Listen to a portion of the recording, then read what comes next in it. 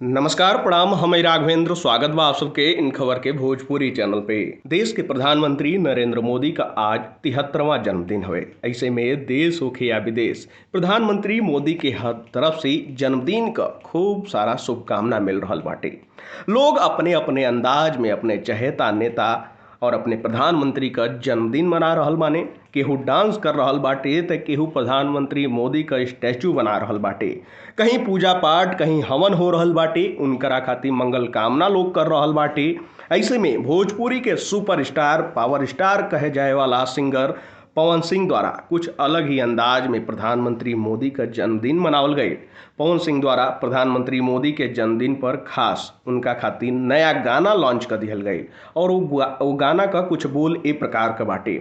देश दीवाना मोदी का, भैया देश तो मोदी का दीवाना बटले ही बाटे। जौना तरीका से जनता का उनके प्यार मिल रहल बाटे। लेकिन पवन सिंह का ये गाना आप सबके बता दी कि उनके ऑफिशियल यूट्यूब चैनल पे 12 बजे लॉन्च भइल। अभी देखे कि हुई कि ई गाना कितना धूम मचा रहल बाटे। आप सबके बता दी कि ई गाना लॉन्च करत समय पवन सिंह के साथ साथ संगीतकार और भाजपा विधायक विनय बिहारी भी मौजूद रहने और केक काटल गईल। केक काट के प्रधानमंत्री मोदी का जन्मदिन सेलिब्रेट कल गई। आप सबके बता दें कि पवन सिंह का बीजेपी के साथ बीते दिन से काफ़ी नज़दीकी बाटे।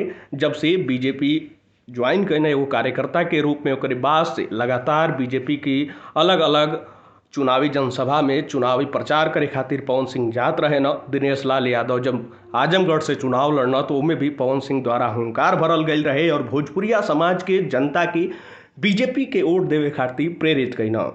कुछ दिन पहले ही एक इंटरव्यू के दौरान भी उनके द्वारा जब जिक्र कल गई कि वो चुनाव लड़ल चाह रहल बाने आरा से, ओकरे बाद प्रधानमंत्री मोदी खातिर कहना कि वो हमार आदर्श हमें और वो जहाँ से जौन आदेश आई ओजा से ओकर हम पालन करब, लेकिन हम आरा से चुनाव लड़ल चाह रहल बाने।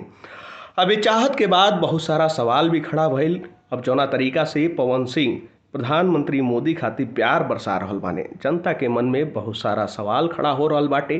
का बीजेपी पवन सिंह के आरा से टिकट दे लोकसभा का, और का पवन सिंह का आरा से चुनाव लड़ल सही रही? आप सबका ये प्रकार आए बाटे। आप सब अपन राय कमेंट बॉक्स में जरूर बताइए।